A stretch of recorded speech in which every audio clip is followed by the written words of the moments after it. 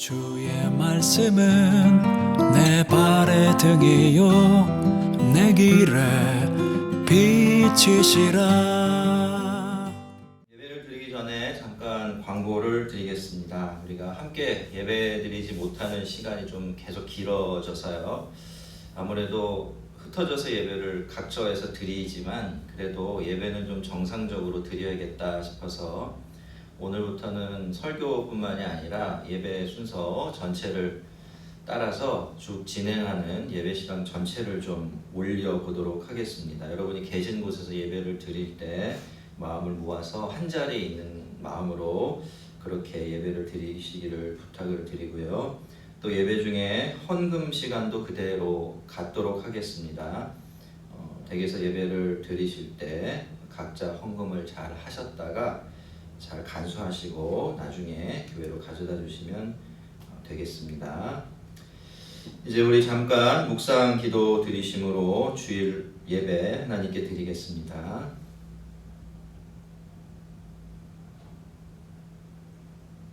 하나님 아버지, 오늘도 주님의 은혜 가운데 우리를 예배의 자리로 이끌어 주시고, 비록 우리가 몸은 한 곳에 있지 못하지만 각처에서 그래도 마음과 생각과 뜻을 모아서 전심으로 주님께 예배할 수 있도록 도우시니 감사합니다.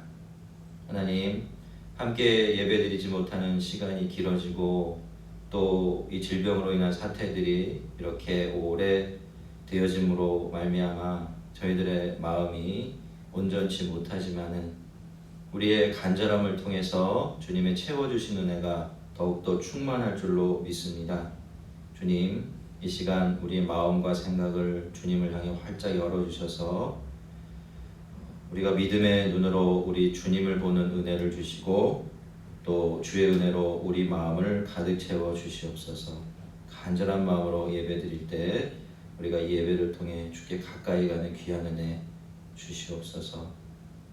우리 성도들의 마음과 생각에 위로와 평강을 허락하여 주시옵시고 이 예배를 통해서 정말 주의 음성을 듣고 또 주님을 만나 뵙는 귀한 은혜가 있게 하시옵소서. 예수님의 이름으로 기도합니다. 아멘. 찬송가 39장 찬송하겠습니다.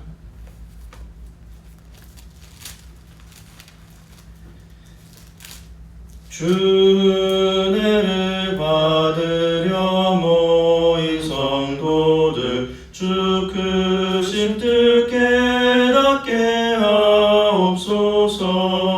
내 고통의 멍에를 다 벗게 되니 날 구속하신 이름 찬양하리. 주 우리를 곁에서 인도하시니 그 거룩한 나라가 이루어지네. 저 마귀와 싸워서 늘 승리하니 큰 영광 주께 돌려 찬양하리. 주 우리를 곁에서 영광 되시니 나 승리의 주님을 따릅니다.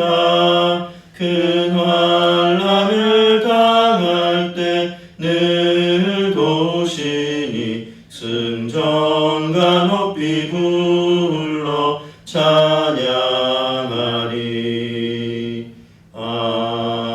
아멘. 사도신경 오늘 신앙 고백 드립니다. 전능하사 천지를 만드신 하나님 아버지를 내가 믿사오며 그 외아들 우리 주 예수 그리스도를 믿사오니 이는 성령으로 잉태하사 동정녀 마리아에게 나시고 본디오 빌라도에게 고난을 받으사 십자가에 못 박혀 죽으시고 장사한 지 사흘 만에 죽은 자 가운데서 다시 살아나시며 하늘에 오르사 전능하신 하나님 우편에 앉아 계시다가 저리로서 산 자와 죽은 자를 심판하러 오시리라. 성령을 믿사오며 거룩한 공회와 성도가 서로 교통하는 것과 죄를 사하여 주시는 것과 몸이 다시 사는 것과 영원히 사는 것을 믿사옵나이다. 아멘. 시편 46편 말씀 중에서 함께 교독하겠습니다. 여호와는 은혜로우시며 의로우시며 우리 하나님은 긍휼이 많으시도다. 여호와께서는 순진한 자를 지키시나니 내가 어려울 때에 나를 구원하셨도다. 내 영혼아 내 평안함으로 돌아갈지어다. 여호와께서 너를 후대하심이로다. 주께서 내 영혼을 사망해서 내 눈을 눈물에서 내 발을 넘어짐에서 건지셨나이다. 내게 주신 모든 은혜를 내가 여호와께 무엇으로 보답할까? 내가 구원의 잔을 들고 여호와의 이름을 부르며 여호와의 모든 백성 앞에서 나는 나의 서원을 여호와께 갚으리로다. 그의 경건한 자들의 죽음은 여호와께서 보시기에 귀중한 것이로다. 아멘. 찬송가 88장 함께 부르겠습니다. 내 진정 사모하는 친구가 되시는 구주 예수님은 아름다워라. 산 밑에 백합하여 빛나는 새벽별 주님 영원할 길아 주옵도다. 내 맘이 아플 적에 큰 위로 되시며 나 외로울 때 좋은 친구라.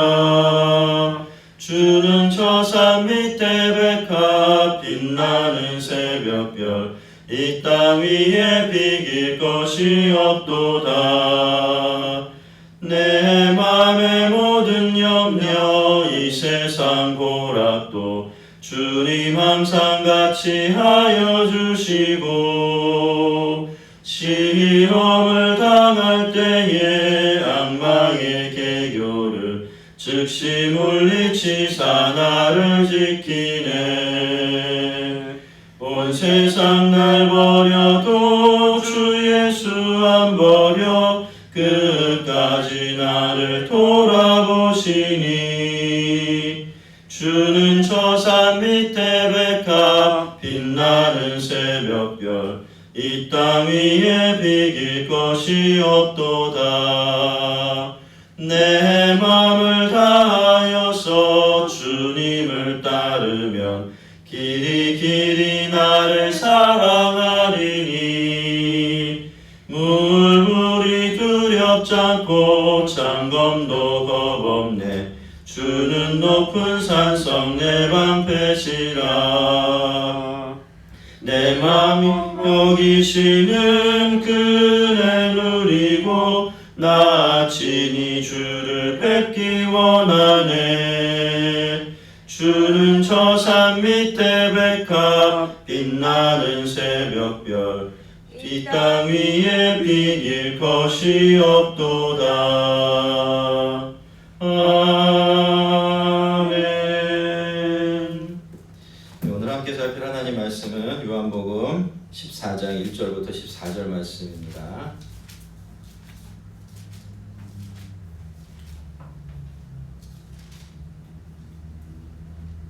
(1절부터) 14절까지 교독하겠습니다. 너희는 마음에 근심하지 말라. 하나님을 믿으니 또 나를 믿으라. 내 아버지 집에 거할 곳이 많도다. 그렇지 않으면 너희에게 일렀으리라. 내가 너희를 위하여 거처를 예비하러 가노니. 가서 너희를 위하여 거처를 예비하면 내가 다시 와서 너희를 내게로 영접하여 나 있는 곳에 너희도 있게 하리라. 내가 어디로 가든지 그 길을 너희가 아느니라. 도마가 이르되 주여 주께서 어디로 가시는지 우리가 알지 못하거늘 그 길을 어찌 알겠사옵나이까. 예수께서 이르시되 내가 곧 길이요 진리요 생명이니 나로 말미암지 않고는 하나님 자가 없느니라. 너희가 나를 알았더라면 내 아버지도 알았으리로다. 이제부터는 너희가 그를 알았고 또 보았느니라. 빌립이 이르되 주여 아버지를 우리에게 보여주옵소서. 그리하면 족하겠나이다. 예수께서 이르시되 빌립아 내가 이렇게 오래 너희와 함께 있으되 내가 나를 알지 못하느냐. 나를 본 자는 아버지를 보았거늘 어찌하여 아버지를 보이라 하느냐. 내가 아버지 안에 거하고 아버지는 내 안에 계신 것을 내가 믿지 아니하느냐. 내가 너희에게 이르는 말은 스스로 하는 것이 아니라 아버지께서 내 안에 계셔서 그의 일을 하시는 것이라. 내가 아버지 안에 거하고 아버지께서 내 안에 계심을 믿으라. 그렇지 못하겠거든 행하는 그 일로 말미암아 나를 믿으라. 내가 진실로 진실로 너희에게 이르노니 나를 믿는 자는 내가 하는 일을 그도 알 것이요 또한 그보다 큰 일도 하리니 이는 내가 아버지께로 감이라. 너희가 내 이름으로 무엇을 구하든지 내가 행하리니 이는 아버지로 하여금 아들로 말미암아 영광을 받으시게 하려 함이라. 내 이름으로 무엇이든지 내게 구하면 내가 행하리라. 아멘. 같이 기도하겠습니다. 잠깐. 하나님 아버지, 오늘도 우리가 주의 입술에서 흘러나오는 귀한 꿀같은 생명의 양식을 또 대면합니다. 주님, 오늘 이 말씀 함께 살피고 들을 때에 주님께서 직접 우리를 찾아오셔서 가르치시고 깨닫게 하시며 또 믿게 하시는 귀한 말씀이 되게 하여 주시옵소서. 주님의 가르치심이 정말 꿀과 송이꿀보다도 단 귀한 시간 되도록 하시고 이 말씀이 우리의 생명이 되고 능력이 되는 귀한 은총 주시옵소서. 예수님의 이름으로 기도합니다. 아멘. 또 이렇게 함께 예배를 드리지 못하게 되어서 참 마음이 편치를 않습니다. 이미 광고를 드린 대로 우리가 또 이 세상을 함께 섬겨야 하는 그런 입장에 있는 사람들로서 저희들만 생각할 수가 없어서 이렇게 정부의 시책에 따라서 같이 움직이기로 하였습니다. 그렇게 양해해 주시고 홀로 계시는 시간 동안 혼자서라도 열심히 기도하시고 신앙을 잘 지키시기를 바랍니다. 성도 여러분, 지난 한 주 동안 믿음으로 잘 사셨습니까? 믿음으로 근심과 걱정을 이기면서 자유롭고 능력 있게 그렇게 사셨나요? 신경을 쓰고 애를 써도 참 쉽지가 않죠. 사실 여러분 그렇습니다. 우리는 무슨 일이 생기면 그것이 믿음의 싸움이다 라는 생각을 잘 하지 못해요. 그저 걱정하고 두려워하게 되죠. 그래서 다 지내놓고 나서야 그게 그랬구나 하고 깨닫게 될 때가 훨씬 더 많습니다. 그래서 싸움에서 이기기는커녕 사실 제대로 싸워보지도 못하고 끝날 때가 더 많습니다. 하지만 여러분, 우리가 10번 중에 한 번만이라도 그것이 영적인 싸움인 줄 깨닫고 그 한 번의 싸움 중에 또 10번을 싸워서 한 번이라도 이길 수 있다면 우리는 이 믿음의 싸움을 계속 해나가야 합니다. 주님을 믿는 우리의 믿음이 실제로 우리 속에서 근심과 두려움을 제어할 수 있을 때까지 우리 주님 믿고 의지하는 연습 계속 해야 되고요. 그 믿음을 키워 나가야 합니다. 잊지 마시고 늘 마음의 근심과 두려움을 갖게 하는 일을 만날 때마다 이게 싸움이구나 라고 기억하시고 물러서지 마시고 믿음의 싸움을 계속하시기를 바랍니다. 오늘은 본문 말씀을 통해서 예수님이 주신 3개의 귀한 약속들을 좀 살펴보려고 하는데요. 이 약속들은 주님이 하나님을 믿고 나를 믿으라 이렇게 말씀하신 후에 그 믿음의 내용으로 주신 것들입니다. 그러니까 1절 말씀이 큰 틀이라고 한다면 나머지 말씀들은 그 틀을 채워넣는 내용물이다 그렇게 비유할 수가 있을 겁니다. 함께 이 약속들을 우리가 살필 때에 하나님께서 우리가 다시 한번 이 약속들을 믿음으로 받게 하시고 이 약속들 위에 우리의 믿음을 다시 든든하게 세우게 하신 은혜 주시기를 바랍니다. 자, 예수님께서 두려워하는 제자들에게 첫 번째로 주신 약속은 하늘나라에 대한 약속이었습니다. 예수님은 내 아버지 집에 거할 것이 많다라고 하셨죠. 그리고 나서 지금 예수님께서 제자들을 떠나는 것은 제자들을 위한 거처를 준비하러 가는 것인데 가서 다 준비가 되면 반드시 다시 오게 될 것이고 제자들을 예수님이 계시는 곳으로 영접해 갈 것이다 라고 약속하셨습니다. 여러분, 제자들은 예수님과 헤어지는 일을 걱정하고 있었습니다. 그 헤어짐을 영원한 이별이라고 생각했고 홀로 남겨지는 것이라고 생각했기 때문이죠. 하지만 예수님께서는 예수님과 제자들이 다시 만나게 될 뿐만이 아니라 예수님께서 떠나시는 것이 제자들을 거할 하늘 거처를 준비하기 위한 것이다 라고 말씀해 주신 것이죠.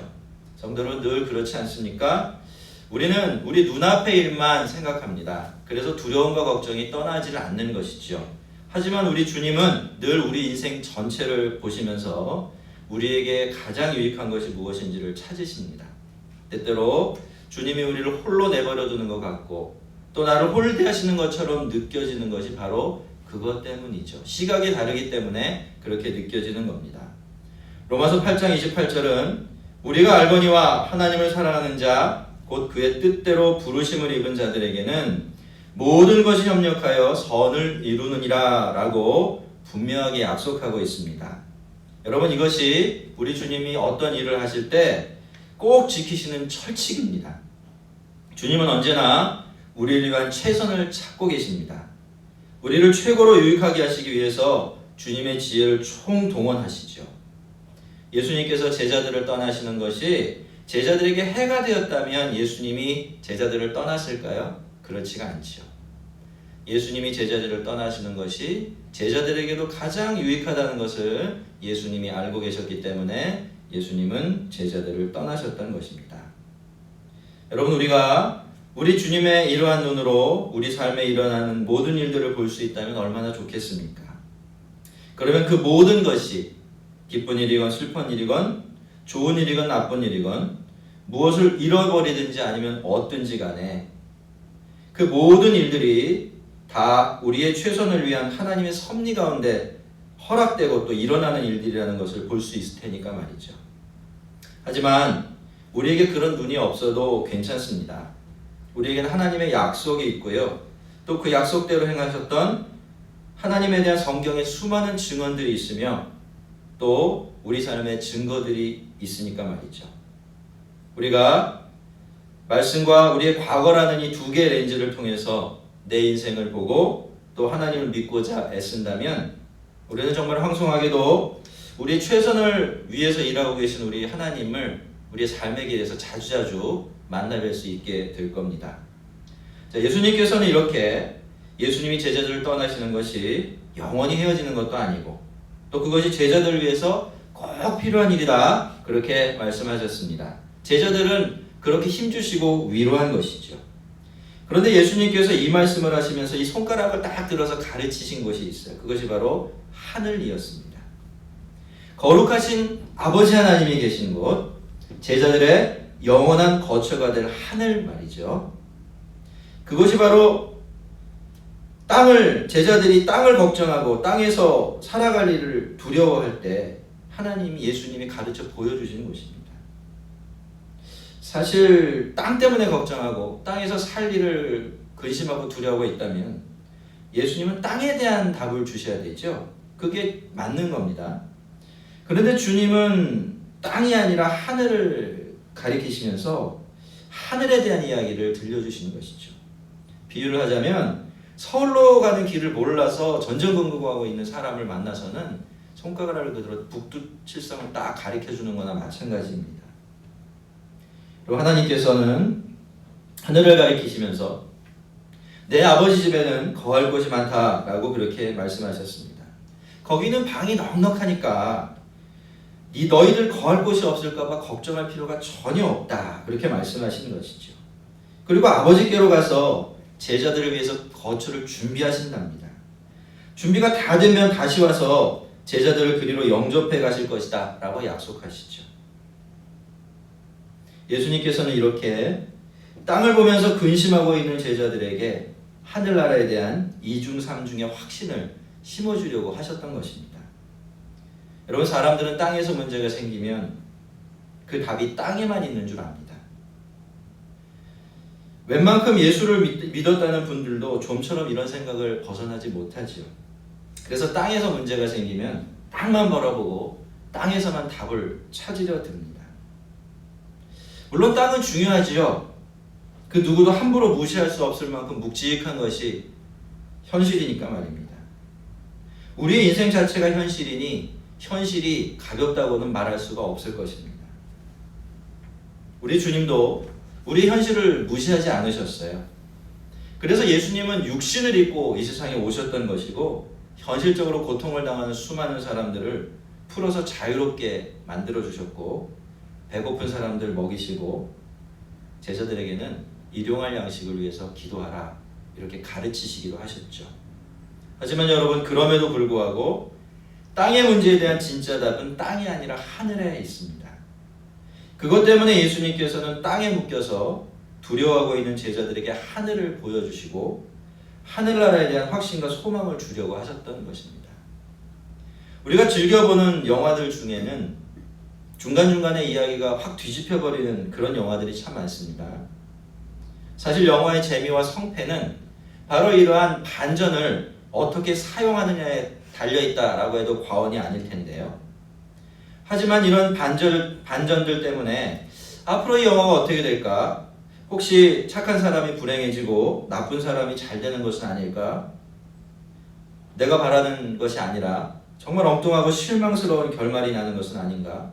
신경이 쓰여서 영화를 보면서도 적잖게 긴장이 되는 게 사실입니다. 또 때로는 짜증스러워질 때도 있어요. 하지만 아무리 중간에 반전이 심하고 이렇게 저렇게 스토리가 변한다고 해도 대개는 그 영화를 끝까지 다 봅니다. 그런 것 때문에 중간에 보다 말고 영화 보기를 포기하는 분들은 거의 없죠. 그렇다면 여러분, 왜 우리는 중간에 스토리가 어떻게 바뀌든 그런 영화들을 끝까지 지켜보게 되는 것일까요? 물론 영화는 현실이 아니기 때문에 그럴 겁니다. 현실이 아니니까 이 영화의 결말이 어떻게 되든지 우리가 살아가는 현실에는 영향을 전혀 미칠 수 없다는 것을 아니까 아마 그래서 편안하게 그 영화를 지켜볼 수 있을 것 같습니다. 근데 제가 생각하기엔 이것 말고 더 중요한 이유가 하나 있는 것 같아요. 그것은 바로 우리가 늘 즐겨보는 영화들의 대부분은 늘 마지막이 사필귀정, 권선징악, 해피엔딩 이런 걸로 끝나게 돼 있다는 것을 우리가 잘 알고 있기 때문이죠. 여러분, 우리의 인생도 한편의 영화입니다. 하나님께서 감독이 되시고 우리가 주인공이 되며 우리의 가족과 이웃들이 조연을 맡아주는 그런 영화 말입니다. 이 영화들은 한 편도요 같은 영화가 없어요. 성도들의 숫자만큼이나 이 영화는 스토리도 다 다르죠. 같이 사는 부부나 가족들도 똑같은 영화를 찍을 수는 없습니다. 하지만 놀랍게도 이 모든 영화들의 마지막 결말은 다 똑같습니다. 모두 다 최고의 해피엔딩으로 끝나게 되죠. 다른 결말이 있을 수가 없는 거죠. 성도들의 인생을 담고 있는 영화들은 하늘나라에서 주님과 함께 거하는 가장 행복한 장면으로 끝나게 되어 있기 때문입니다. 물론 정말로 영광스럽고 아름다운 진짜에게는 그 장면부터 이어져 가겠지만 말입니다. 여러분, 우리는 지금도 영화를 찍고 있습니다. 하나님과 함께 이 영화를 찍고 있어요. 하지만 훌륭한 영화들이 거의 다 그렇듯이 이 영화 또한 스토리라인이 평탄하지 않습니다. 굴곡도 많고 갈등도 많죠. 그래서 불안한 부분도 굉장히 많습니다. 그리고 우리는 언제 얼마나 큰 어려움이 이 영화 속에 끼어들지 아는 바가 전혀 없습니다. 심지어 이 영화가 언제 끝날지 그것도 모르죠. 왜냐하면 감독이 알려주질 않았기 때문입니다. 자, 그런 점에서 보면 우리는 많이 불안해지고 두려워질 수가 있겠죠. 하지만 여러분, 우리가 분명히 알고 있는 것 한 가지가 있습니다. 그것은 중간에 스토리가 어떻게 바뀌고 또 어떤 어려운 일이 끼어들든 감독의 뜻을 따라서 우리가 성실하고 정직하게 끝까지 주어진 역할을 잘 마치기만 하면 이 영화가 영원하고 완전한 해피엔딩으로 끝나게 되어 있다라는 것입니다. 물론 끝을 안다고 해서 그리고 그 끝이 해피엔딩이라고 해서 중간에 끼어드는 인생의 굴곡들이 평탄한 땅이 되는 건 아니죠. 슬픔은 슬픔이고 아픔은 아픔입니다. 고난은 고난이고요. 연약함은 늘 우리의 연약함으로 우리에게 다가오게 되어 있습니다. 그런 것들이 사라지거나 없어지는 건 아닙니다. 하지만 우리의 인생의 결말이 해피엔딩이고 우리가 그것을 확실하게 알고 있다고 한다면 우리는 더 여유롭고 담대하게 우리에게 주어진 역할을 끝까지 감당해낼 수가 있습니다. 자기 인생의 아름다운 결말을 아는 우리들에게는 그 결말이 오기까지 일어나는 모든 일들이 그 행복한 결말로 향해 가는 과정에 불과하기 때문입니다. 여러분, 사람들이 불안해하고 또 두려워하는 것은요, 끝을 모르기 때문입니다. 하지만 우리는 끝을 잘 아는 사람들이죠. 그 영광스럽고 행복한 결말을 알고 있습니다. 그러니 잠깐은 어떤지 몰라도 우리는 두려워할 필요도 없고 근심에 빠져 있을 필요도 없는 겁니다. 두려워지고 근심이 될 때마다 여러분의 눈을 땅에서 하늘로 옮겨보시기를 바랍니다.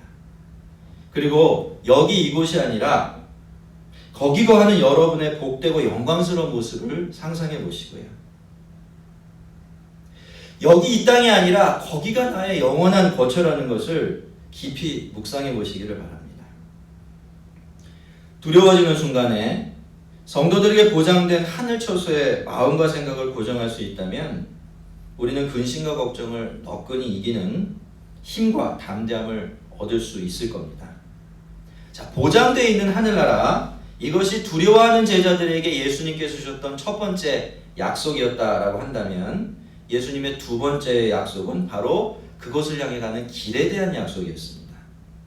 하늘의 거처에 대한 말씀을 마치신 예수님은 내가 어디로 가든지 너희가 그 길을 아니리라 라고 말씀하셨는데요.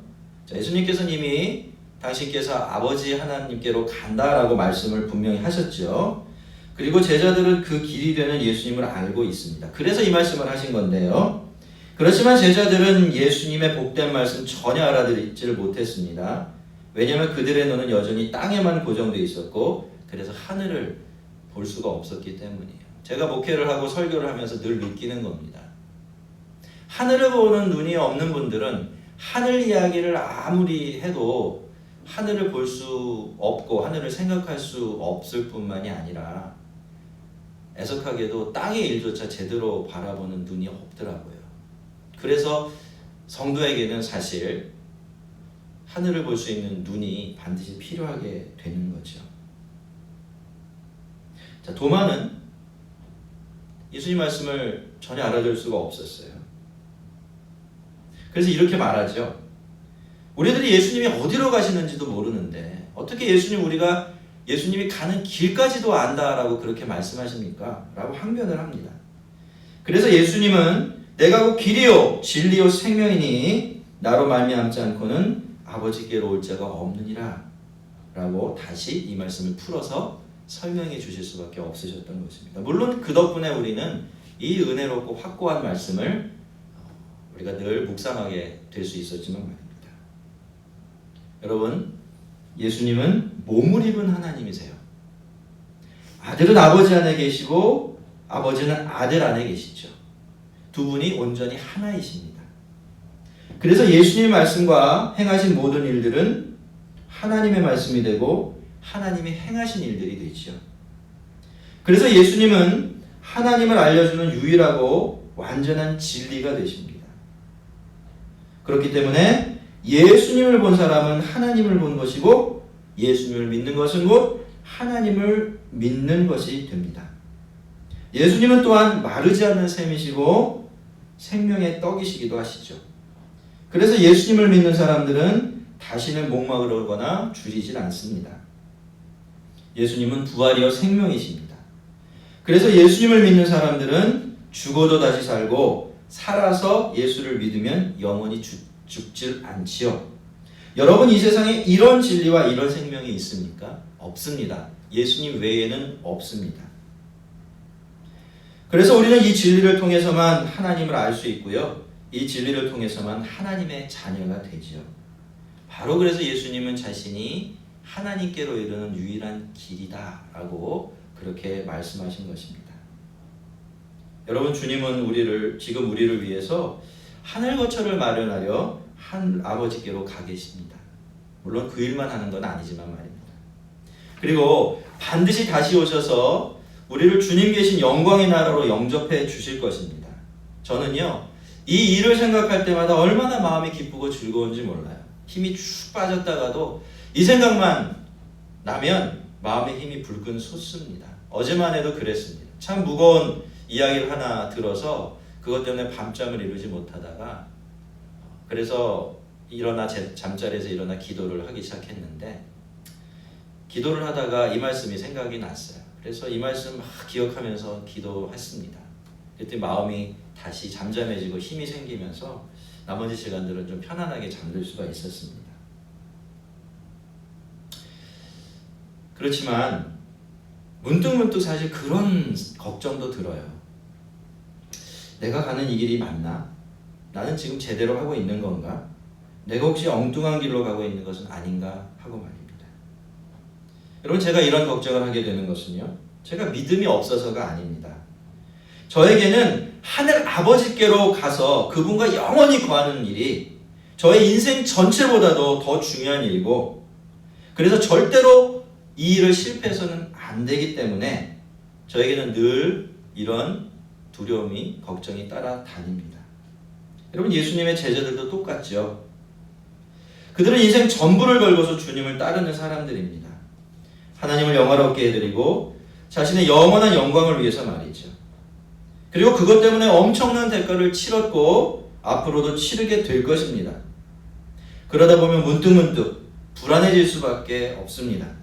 자기가 가는 길이 맞는 길인가? 이 길을 따라가면 정말로 하나님께로 갈 수 있을까? 영생을 얻을 수 있을까? 그런 불안함이 생길 수밖에 없는 거죠. 예수님께서도 그걸 알고 계셨습니다.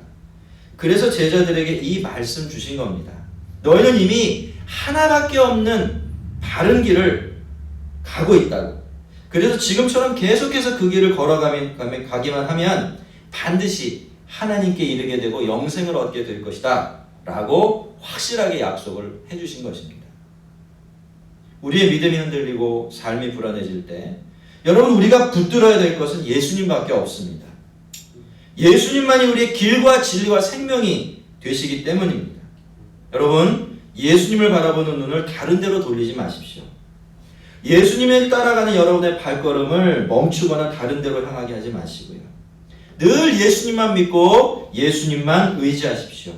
그러면 되고요. 그것으로 충분합니다. 그러면 예수님께서 우리를 하나님께로 인도해 주시고 영원한 영광 속에 거하게 해 주실 것입니다.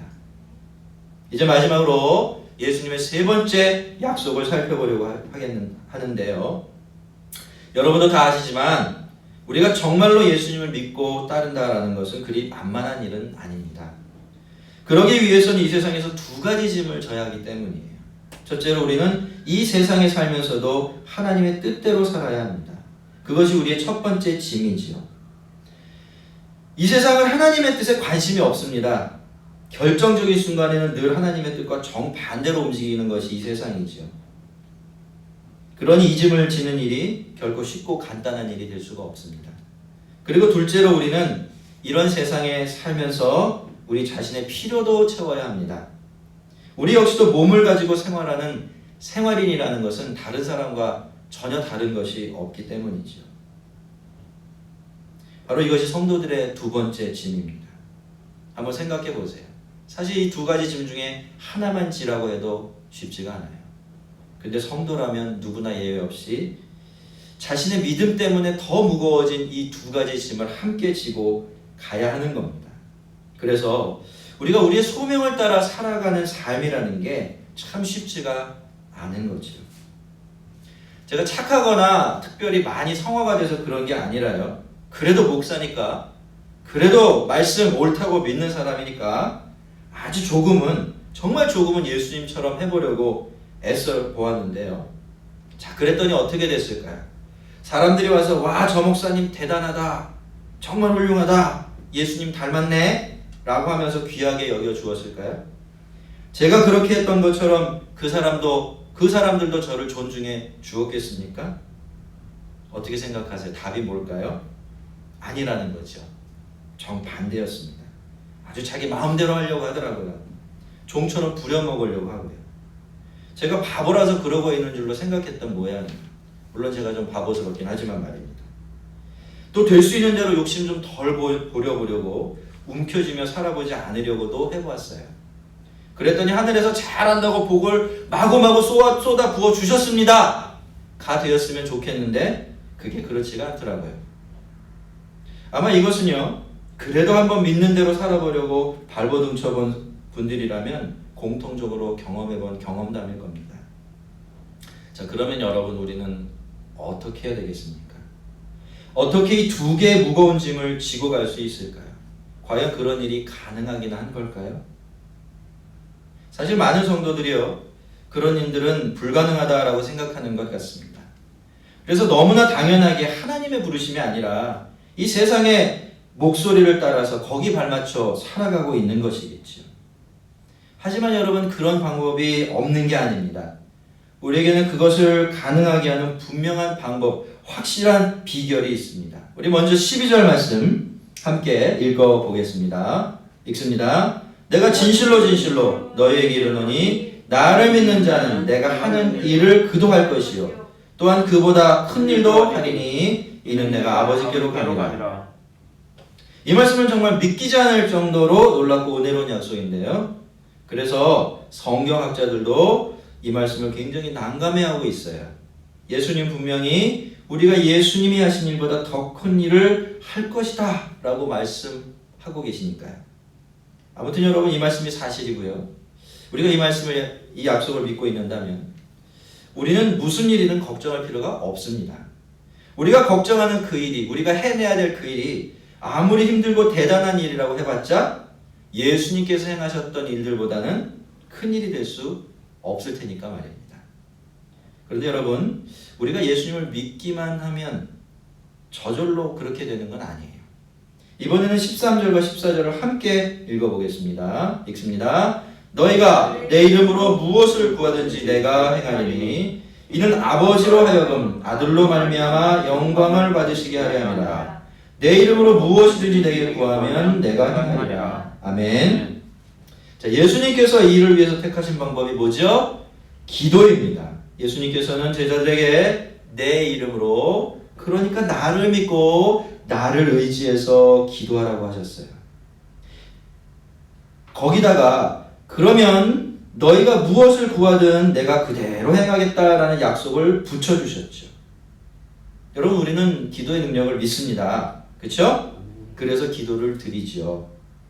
하지만 실제로 우리는 그 기도의 능력이 얼마나 대단한지도 잘 모르는 것 같고요. 또 그 능력을 제대로 믿고 있지도 못한 것 같습니다. 저도 그런 것 같아요. 설교 준비를 하는데 이 은혜로운 12절과 13절 말씀이 마음에 탁 걸렸습니다. 마치 체한 것처럼 말이죠. 갑자기 나는 정말로 이 말씀들을 믿나? 그대로 믿나? 또 믿고 있으면서 이 말씀들을 지금 설교하려고 하고 있나? 그런 생각이 들었죠. 그래서 이 말씀을 붙들고 한참을 기도했습니다. 불쌍히 여겨달라고. 이 말씀 단순하고 확고하게 믿는 믿음을 달라고 말이죠. 여러분, 설교자는 이럴 때 참 고통스러운 것 같습니다. 때로는 자기도 자신이 없는 말씀을 전해야만 하니까 말이죠. 하지만 그럼에도 불구하고 제가 오늘 여러분 앞에서 이 말씀 붙들고 말씀을 전할 수 있는 것은 저의 믿음이 어떻든지 간에 이것이 우리 주님의 약속이고 우리 주님은 약속을 반드시 지키는 분이라는 것을 알고 있기 때문입니다.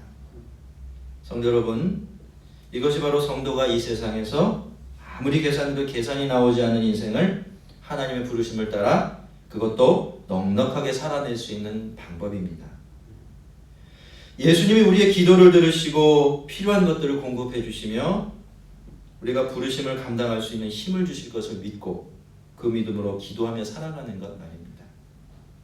여러분, 기도가 우리의 몫이라고 한다면 응답은 우리 주님의 몫이죠. 그래서 우리가 기도하면 주님은 그 기도에 응답하십니다. 다시 한번 기도하며 사시는 인생이 되시기를 간곡히 권면합니다. 기도를 통해 일용할 양식을 얻으시고 주의 뜻을 따라 행할 능력을 얻으시는 그런 능력 있고 넉넉한 삶 사시기를 주의 이름으로 축원합니다. 이제 말씀을 정리해 보겠습니다. 사랑하는 성도 여러분, 주님은 지금 우리를 위해서 하늘 거처를 준비하고 계십니다. 그리고 그 준비가 끝나면 우리를 하늘나라로 영접하실 것입니다. 그날이 올 때까지 우리는 우리 주님만 믿어야 돼요.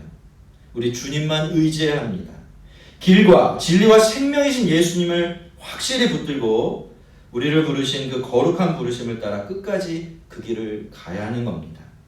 그 길 걸어가는 것 쉽지 않을 겁니다. 그것은 우리의 생활과 부르심이라는 두 개의 짐을 한꺼번에 지는 일이니까 말이죠. 하지만 우리에게는 우리가 무엇이든지 주의 이름으로 구하면 주께서 들으시고 그대로 행하시겠다라는 기도의 약속이 있습니다. 우리가 예수의 이름으로 기도할 때 하나님은 우리의 필요를 채워주실 것입니다. 우리가 그 길을 갈 수 있는 넉넉한 힘을 늘 날마다 공급해 주실 겁니다. 사랑하는 성도 여러분, 성도는 성도 아닌 사람들과 바라보는 것도 의지하는 것도 다 다른 사람들이에요. 살아가고 하나님의 일을 하는데 필요한 것들을 얻어내는 방법도 다 다른 사람들이죠. 성도들은 이 모든 일의 중심에 하나님을 두고 예수님을 두어야 하는 그런 사람입니다. 그래야 주께서 약속하신 약속의 삶을 살아갈 수가 있는 거지요. 왜 그렇습니까? 예수 안에 있는 우리는 땅에 속한 땅의 사람들이 아니라 위로부터 거듭난 하늘에 속한 사람들이기 때문입니다. 늘 하늘을 바라보십시오. 거기에 소망을 두십시오. 예수님을 확실히 붙들고 예수님만 의지하며 기도로 살아가시기를 바랍니다. 우리 모두가 우리 주님의 약속을 붙들고 하나님께 영광 돌리며 주님 만나 뵐 때까지 부르심의 합당에 살아가는 주님의 제자들 되기를 주의 이름으로 축원합니다. 우리 잠깐 같이 한번 기도하겠습니다. 하늘에 대한 확실한 소망을 주소서. 길과 진리와 생명 되신 예수님을 더 든든하게 붙들게 하소서. 그리고 기도의 능력으로 살고 일하게 하소서.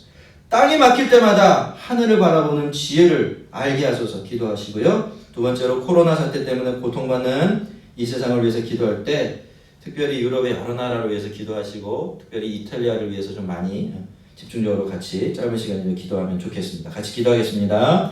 주님, 오늘도 주님의 귀한 말씀으로 우리에게 힘주시고 위로하시며 약속하여 주시니 진실로 감사를 드립니다. 하나님, 세상 사람들은 모르지만 우리는 확실히 압니다. 우리는 분명히 압니다. 하나님 아버지, 우리가 우리를 위해서 준비된 그 확실한 거처가 있고 우리가 걷는 이 길이 비록 불안전해 보여도 때로는 불안해 보여도 하나님 확실히 주님께로 이르는 길임을 믿습니다. 주님, 하늘에 대한 확실한 소망을 주셔서 길과 진리와 생명 되신 예수님을 견고히 붙들게 하소서. 기도의 능력으로 살아가게 하소서. 땅이 막히면 하늘을 바라보며 사는 지혜를 허락하여 주시옵기를 원하옵나이다. 주께서 주신 이 세 가지 약속을 믿으며 의지하며 아버지 삶으로 옮겨내며 살아가는 주의 자녀들, 주의 종들이 되어지도록 주께서 역사해 주시옵기를 원합니다. 코로나 사태로 고통받는 이 세상을 위해서 기도합니다. 주님, 온 세상이 난리입니다. 아버지, 두려움과 공포와 아버지 공황 가운데 빠져 있습니다. 주님, 무엇보다도 그들의 마음과 생각을 든든히 붙들어 주시옵기를 원합니다. 질병의 크기보다 우리의 마음의 불안함과 세상의 불안함이 더 크오니 주여 아버지 잠잠케 하시고 평안케 하여 주시옵기를 원합니다. 특별히 유럽에 있는 하나님 많은 사람들 불쌍히 여겨 주시옵기를 원합니다. 이탈리아는 벌써 코로나로 4,000명, 5,000명이나 되는 사람들이 생명을 잃었습니다. 아버지, 온 세상에 아버지 경제적인 공황이 올 것 같다고 사람들이 다 두려워하고 있습니다. 하오나 주님 불쌍히 여기셔서 아버지, 하는 이 질병이 만들어내는 모든 피해들을 가장 적게 만들어 주시옵시고 이것 때문에 애쓰고 힘쓰는 분들이 아버지 늘 힘을 얻어 새롭게 아버지 일하며 섬길 수 있도록 은총을 베풀어 주시옵소서. 주님, 우리에게 영광스럽고 귀한 삶 맡기실 때에 거저두지 않으시고 우리에게 그 길을 걸어갈 수 있는 힘을 얻고 소망을 얻을 수 있는 많은 약속들 허락하여 주시니 진실로 감사를 드립니다. 우리가 홀로 남겨져서 이 길을 가기 힘들어하는 것이 아니라 이미 주신 복된 약속들 붙들고 살지 않아서 아버지 능력 있고 자유하며 또한 거룩한 삶 살지 못할 때가 많습니다. 이제 주의 귀하고 복된 세 가지 약속의 말씀 우리가 다시 한번 마음에 새깁니다. 믿게 해주시옵소서. 붙들게 해주시옵소서. 그대로 따르게 하여 주시옵기를 원합니다. 그래서 예수님께서 제자들에게 약속하셨던 그 약속의 삶이 우리의 삶이 되도록 도와주시옵소서. 하옵고 하나님, 질병 때문에 고통당하고 또 공포 중에 있는 온 세상을 주님께서 불쌍히 여겨 주시옵기를 원합니다. 이 불똥이 이제 유럽으로 튀어가서 거기는 수많은 나라들과 또 사람들을 고통 가운데 몸부림치게 만들고 있습니다. 아버지 하나님, 특별히 이탈리아는 벌써 4,000명이 넘는 사람들이 이 질병 때문에 생명을 잃었고 또 가족들을 잃었습니다. 주님, 그들을 불쌍히 여기시고 위로해 주시며 속히 이 질병의 모든 근원이 마를 수 있도록 주께서 역사해 주시옵소서. 특별히 이를 위해서 애쓰고 힘쓰는 모든 일꾼들에게 날마다 지혜를 주시고 새 힘을 공급하여 주시옵소서. 그리하여 몸 해치지 않고 피곤치 않게 이 일들 끝까지 잘 감당해낼 수 있는 은총을 주시옵소서. 예수님의 이름으로 기도드립니다. 아멘. 찬송가 272장 부르시면서 언급하시겠습니다.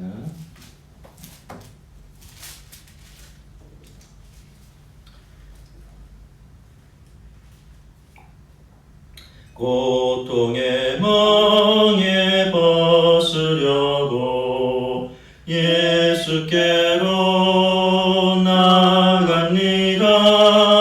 자유와 기쁨 베푸시는 주께로 갑니다. 병든 내 몸이 튼튼하고 빈궁한 삶이 부해지며 죄악을 벗어버리려고 주께로 갑니다. 낭패와 실망 당한 후에 예수께로 나갑니다. 십자가 은혜 받으려고 주께로 갑니다. 슬프던 마음 위로받고 이생의 풍파 잔잔하며 영광의 찬송 부르려고 주께로 갑니다. 교만한 마음을 내버리고 예수께로 나갑니다. 복되신 말씀 따르려고 주께로 갑니다. 실망한 이 몸 힘을 얻고 예수의 크신 사랑받아 하늘의 기쁨 맛보려고 주께로 갑니다. 죽음의 길을 벗어나서 예수께로 나갑니다. 영원한 집을 바라보고 주께로 갑니다. 멸망의 보고에 나와 평화의 나라 다다라서 영광의 주를 배우려고 주께로 갑니다. 아멘. 기도하겠습니다. 하나님 감사합니다. 이런 어려움 가운데도 우리의 삶의 필요들을 채우시고 또 이렇게 주님 앞에 예배할 수 있도록 도와주셔서 진실로 감사합니다. 주님, 각처에 흩어져서 예배드리는 우리 성도들에게 새 힘을 주시고 소망을 주시며 큰 믿음 허락하여 주시옵기를 원합니다. 주님, 우리의 힘으로 살 수 없다는 것, 우리의 힘으로 평안을 얻을 수 없고 우리의 힘으로 넉넉함을 얻을 수 없다는 것, 아버지, 우리가 문득문득 어려움에 처할 때마다 깨닫고 확인하게 됩니다. 주님, 우리에게 주님만 의지하는 참 믿음을 주셔서 그 일이 아무 일 아닌 것 같지만 가장 위대하고 능력 있는 일이라는 것 삶 속에서 늘 경험하고 확인하며 살아가는 저희들이 되게 하여 주시옵소서. 하나님, 우리 성도들 또 한 주간을 선물로 받아 살아갈 때에 영육간에 강건할 수 있도록 도우시고 어려움 당하지 않게 도와주시며 예수 믿는 자로 정말 담대한 삶을 살아가게 하여 주시옵기를 원합니다. 마음이 가난해지고 또 이렇게 연약함 가운데 있을수록 우리 주님은 우리의 삶에 더 가까이 다가와 계시는 줄 믿습니다.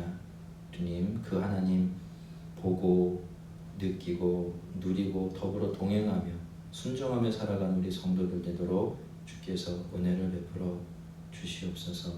예수님의 이름으로 기도합니다. 아멘. 교회 소식 잠깐 전해드리겠습니다. 주보에 있는 광고는 다 틀려져 버렸네요.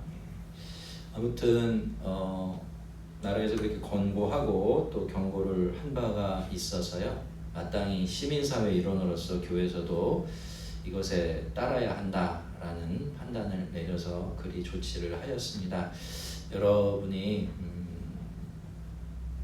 아마 마음이 공허하고 힘든 분들도 계실 텐데 생존 연습을 하신다라고 생각을 하시고 홀로 있는 처소에서 열심히 자기의 마음과 또 믿음 잘 지켜 나가시기를 바랍니다. 더불어 광고를 드리고자 하는 것은 우리 헌금하기로 했던 몸사랑 헌금은 당회에서 재차 논의한 결과 헌금하지 않기로 결정을 하였습니다. 지난번에 공고를 한번 드렸는데 모르는 분들도 계신 것 같아서 다시 한번 광고를 드리고요. 혼선을 드려서 거듭 죄송하다는 말씀을 드립니다.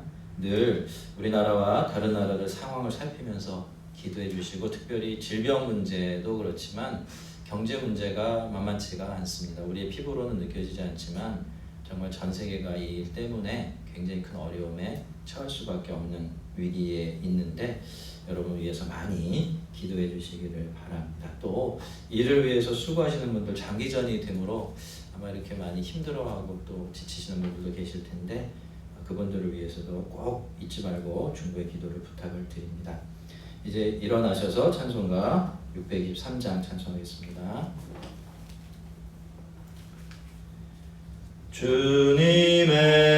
주님의 시간에 아름답게 모든 것 변하리. 주님 나의 갈 길을 인도하여 주시니 주의 뜻을 따라서 살리라. 주님의 시간에 아름답게 모든 것 변하리. 나의 정성 다하여 주를 찬송하오니